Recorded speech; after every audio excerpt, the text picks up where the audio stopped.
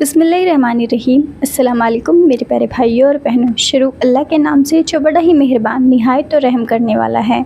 ईमान जैसी दौलत हर किसी को नसीब नहीं होती, और अगर नसीब हुई है फिर अपने ईमान पर डट जाओ और अच्छे से इस्लाम को फॉलो करो और यकीन रखो अपने खुदा पर। ये जो तुम्हारी कमज़ोरी होती है कि आज नहीं कल करता हूँ, अभी नहीं थोड़ी देर में नमाज़ पढ़ता हूँ, आज नहीं कल शुरू करूँगा, ला इलाहा इल्लल्लाह मोहम्मदन रसूलल्लाह, जिसने भी ये कलमा पढ़ा उस पर दीन ज़रूरी है। और आज की इस खास वीडियो में भी हम इसी बात पर गौर करने वाले हैं कि हमें अपने ईमान पर, अपने अल्लाह पर यकीन होना बहुत ज़रूरी है। आज का ये वाक़या बहुत ही ख़ास होने वाला है, तो उम्मीद करती हूँ मेरे साथ एंड तक बने रहिएगा। चैनल पर नए हो तो प्लीज़ सब्सक्राइब ज़रूर कर लीजिएगा। तो चलिए शुरू करते हैं। सदियों साल पुरानी कहानी है। दिमश्क के किसी सहराई इलाके में एक बूढ़ी औरत रहती थी जो मुद्दतों से एक शदीद बीमारी में मुब्तला थी।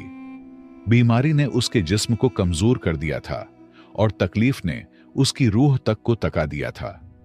करीबी तमाम हकीमों ने कोशिश की मगर सब बेबस हो गए। सिर्फ एक ही हकीम था जो उसकी बीमारी का इलाज कर सकता था, मगर वो बहुत दूर बगदाद के एक मशहूर शहर में रहता था। वहां तक पहुंचना निहायत मुश्किल था, खास तौर पर एक बीमार और गरीब औरत के लिए। इस जमाने में अगर आप समझना चाहें तो यूं समझें कि जैसे कोई शख्स पाकिस्तान या इंडिया में किसी खतरनाक बीमारी में मुब्तला हो और उस बीमारी का वाहिद माहिर डॉक्टर सिर्फ अमेरिका में हो।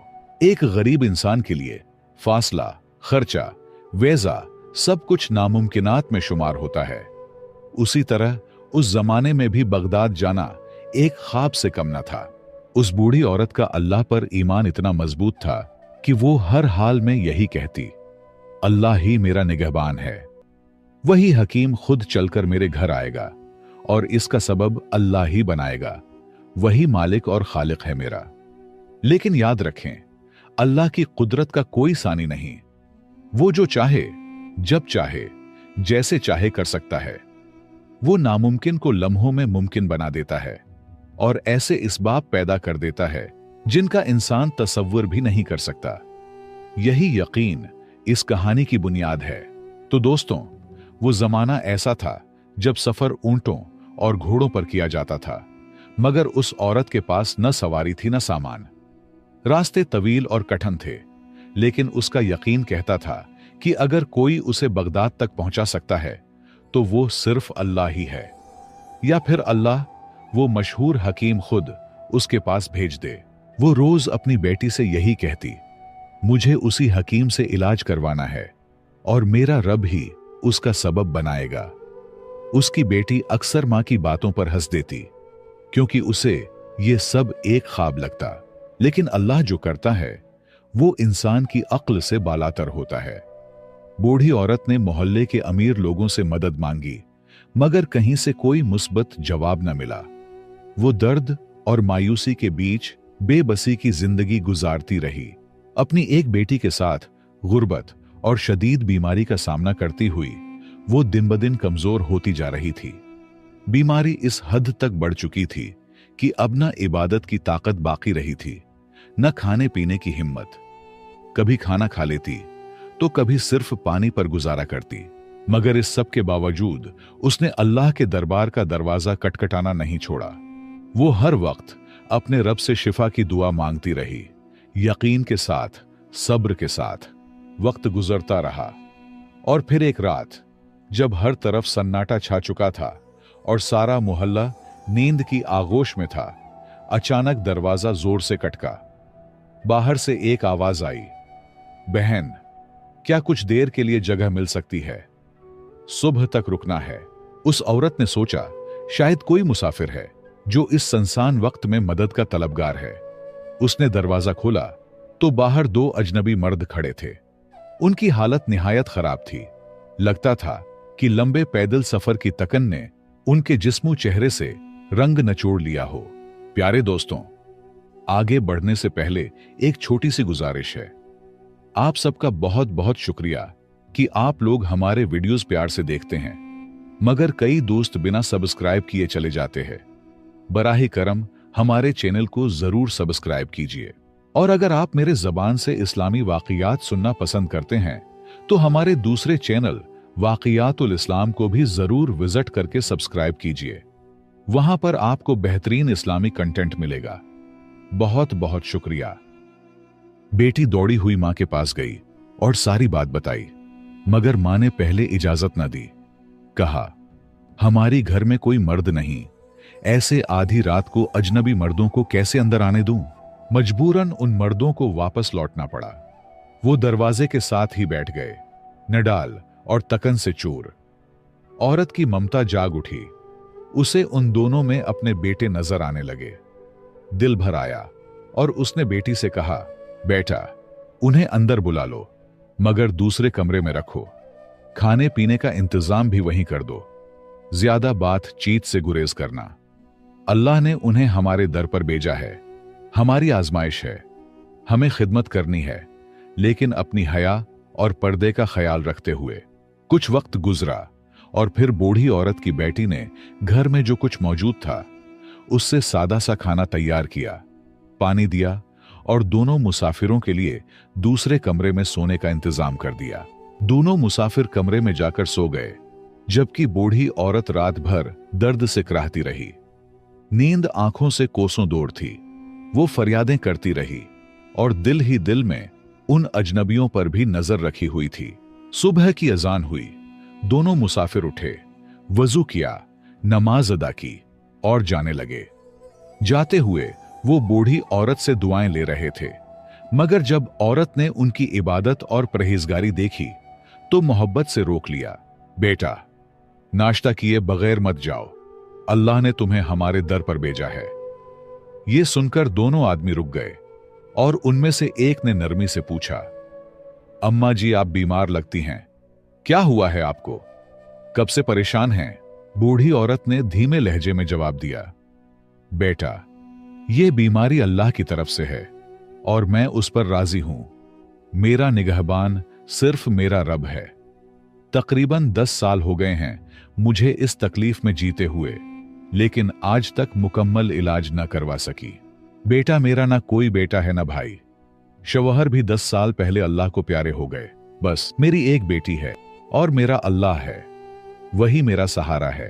बूढ़ी औरत ने थोड़ा तवक्कुफ किया, फिर तकलीफ भरी आवाज से बोली, बेटा, बगदाद में एक बहुत मशहूर हकीम है। सुना है कि उसके इलाज से कई लोग अल्लाह के हुक्म से शिफा पा चुके हैं। मैंने भी उसका नाम सुना है। दिल में उम्मीद है कि शायद मेरी बीमारी भी ठीक हो जाए, लेकिन बेटा, मैं मजबूर हूं। इतनी दूर जाने की न सक्कत है न वसाइल। ये सुनकर दोनों मुसाफिरों ने एक दूसरे को चौंक कर देखा, जैसे वो कुछ जानते हो या किसी हकीकत से वाकिफ हो। खामोशी से औरत की बातें सुनते रहे। बूढ़ी औरत ने आसमान की तरफ देखा और एक मदम मुस्कुराहट के साथ बोली, बेटा, मेरा ईमान है कि जिस रब ने बीमारी दी है वही शिफा भी देगा, दवा भी वही भेजेगा। बंदा तो बस कोशिश करता है और जो मेरे बस में था वो मैं कर चुकी। अब सब उस रब करीम के सुपुर्द है। बिलाखिर एक आदमी आगे बढ़ा और नरमी से बोला, अम्मा जी, अगर मैं ये कहूं कि अल्लाह ने आपकी दुआ कबूल कर ली है तो आपको कैसा लगेगा? बूढ़ी औरत ने हैरत से उसकी तरफ देखा और धीमी आवाज में कहा, क्या मतलब बेटा? मैं तो कुछ समझी नहीं। उसने मुस्कुराकर जवाब दिया, ये दूसरे साहब यही बगदाद के मशहूर हकीम हैं और अल्लाह ने ही उनको आपके लिए यहां भेजा है। हम दोनों एक खास जड़ी बूटी की तलाश में दमिश्क आए थे। घोड़ों पर सफर कर रहे थे।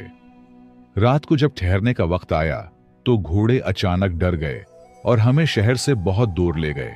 फिर रास्ते में हम दोनों घोड़ों से गिर गए और सारी रात अंधेरे में भटकते रहे। बहुत सफर के बाद आपका घर करीब लगा और हम यहां आ गए। अल्लाह की मर्जी से हम आपके पास पहुंचे हैं। अब इंशाअल्लाह आपका इलाज होगा। आप बिल्कुल फिक्र न करें अम्मा जी, अल्लाह ने आपकी फरियाद सुन ली है। ये सब कुछ किसी मामूली इत्तिफाक का नतीजा नहीं, क्योंकि न मैं आपसे वाकिफ हूं न आप हमसे, बल्कि ये सब रब की रहमत का इशारा है। लिहाजा दोनों मुसाफिरों ने नाश्ता कर लिया, फिर बूढ़ी औरत का मुकम्मल चेकअप कर लिया और फिर रुखसत होते वक्त उनमें से एक ने कहा, अम्मा जी, फिक्र ना करें, आपका इलाज अब यहीं घर पर होगा। मैं अपने बेटे को भेजूंगा, वो आपको दवा दे जाएगा। दवा भी वही लाएगा जो सिर्फ हमारे पास ही दस्तयाब है। यहां तक कि बूढ़ी औरत के इखराजात का खर्चा भी डॉक्टर ने अपने जिम्मे ले लिया। कुछ वक्त गुजरा, फिर वाकई एक नौजवान लड़का दवा लेकर आया। वो हकीम का बेटा था। दवा देने के बाद जब उस नौजवान ने बूढ़ी औरत की बेटी को देखा तो दिल में कुछ महसूस किया। दरहकीकत हकीम ने उसे दवा देने के साथ बीवी के लिए लड़की देखने के इरादे से भेजा था, क्योंकि हकीम ने उसी रात को लड़की की खिदमत और मेजबानी देखी तो दिल ही में बहू बनाने की नीयत कर लिया। जब हकीम के बेटे ने लड़की को देखा तो उसे भी पसंद आ गई। हया और गैरत का जमाना था। लड़का चुपचाप चला गया और बूढ़ी औरत को सिर्फ इतना इशारा दिया कि आपकी बेटी मुझे पसंद है, ताकि वो किसी और को हाँ न कर दे। बूढ़ी औरत से रिश्ता तय पाया और कुछ दिन बाद उस नेक सीरत लड़की की शादी बगदाद के मशहूर और मालदार हकीम के बेटे से हो गई। चंद ही दिनों के इलाज से बूढ़ी औरत भी सेहतयाब हो गई। अब वो अपनी बेटी के साथ बगदाद में आराम और सुकून की जिंदगी गुजारने लगी। वो हर रोज बेटी को यही नसीहत करती, बेटी, हमेशा अल्लाह पर कामिल यकीन और पुख्ता भरोसा रखो। जो कुछ होता है वो अल्लाह के हुक्म से होता है, उसके सिवा कोई और कुछ नहीं कर सकता। जब भी किसी से उम्मीद लगे तो दिल से अल्लाह के दरबार में रो लो, वो सब कुछ सुनने वाला है। मैं एक बेबस, बीमार, गरीब बूढ़ी औरत थी, किसी काबिल न थी, लेकिन अल्लाह ने मुझे इज्जत दी, सेहत दी और खुशी अता की, क्योंकि वो इखलास देखता है। तो प्यारे दोस्तों, इस कहानी से हमें एक अहम सबक ये मिलता है कि मुश्किल कोई भी हो, दिल से और इखलास के साथ सिर्फ अल्लाह को पुकारो। वही सुनने वाला है, वही देखने वाला है और वही है जो हर मसले का बेहतरीन हल रखता है। अगर कभी कोई दुआ कबूल ना हो तो ये मत समझो कि वो रद्द हो गई, बल्कि उसमें या तो हमारा भला नहीं होता, या हमारे इखलास में कमी होती है, या अल्लाह उससे बेहतर वक्त और सूरत का इंतजार करवा रहा होता है। और बच्चों के लिए एक सुनहरी सबक ये है, चाहे बेटा हो या बेटी, अगर वालिदैन की खिदमत और इताअत दिल से की जाए तो अल्लाह दुनिया व आखिरत में ऐसे इनामात देता है जो महज काबिलियत से हासिल नहीं होते। वालिदैन की खिदमत रब को इतनी पसंद है कि वो इसके बदले इज्जत, मर्तबा, सुकून और कामयाबी अता फरमा देता है। बेशक यही होता है एक सच्चा और पक्का ईमान। यकीन रखो अपने खुदा पर, फिर ये मत सोचो कि वो कैसे देगा, कहाँ से देगा। बेशक मेरा रब ही है जो हमें सब कुछ देने वाला है, वो ही दे सकता है। यकीन रखो अपने खुदा पर, मजबूत रखो अपने ईमान को, क्योंकि ईमान जैसी दौलत हर किसी को नसीब नहीं होती। तो गाइस, आपको ये वाक्य कैसा लगा है मुझे कमेंट करके ज़रूर बताना। अगर वीडियो अच्छी लगी तो प्लीज़ लाइक कर देना, चैनल पर नए हो तो प्लीज़ सब्सक्राइब कर लेना। और आप सब अपना ख्याल रखिए, खुश रहिए। बाय बाय, टेक केयर, अल्लाह हाफ़िज़।